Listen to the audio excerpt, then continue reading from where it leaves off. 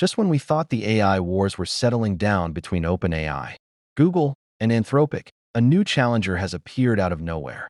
And it's making some absolutely insane claims. Imagine a coding model that supposedly beats Claude Sonnet 4.5, Gemini 3 Pro, and GPT 5.1 and on benchmarks.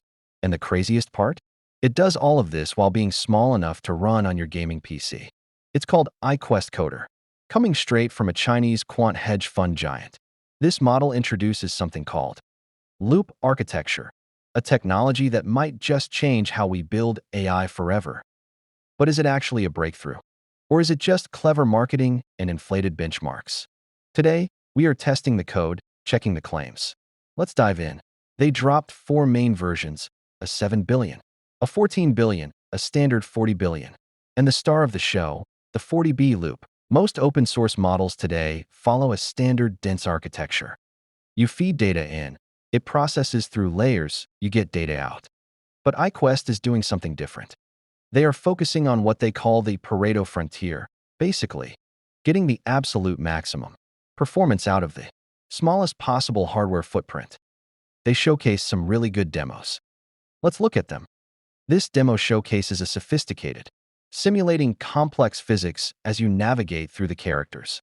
Text rendering sample with real-time cursor interactivity. Notice how the typography dynamically deforms based on the cursor's coordinates. Now, this is where it gets really cool. They created a pixel falling sandbox, where I'm placing the sand and water. But the real test is how the elements interact. If I drop stones, they stay put. But the moment I introduce acid, it actually eats through the environment. The fact that the model optimized the performance for a simulation this smooth is just incredible to see. Next up, this is a 3D solar system that it generated. And in my opinion, you can see the quality of detail with this generation. You can see the solar flares emitting from the sun, which is really incredible. You can see that it accurately showcases the speed of all of the different planets. And it did an overall great job. You can change the speed with these different features. You're able to see a side view, a top view, an angle view, a free camera where you can roam around. And you can even follow individual planets, which is really cool. This is another impressive demo where it was able to create a single HTML5 file canvas neon space shooter game. It was really good. There is a developer on Twitter who has tested this model in various benchmarks, and I've included his profile in the description below. Essentially, this is where he had requested it to create a browser-based OS.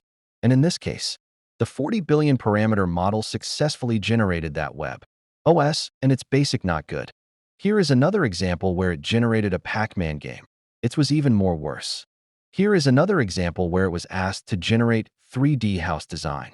It completely failed. Here is one more example where it generated 3D MacBook SVG.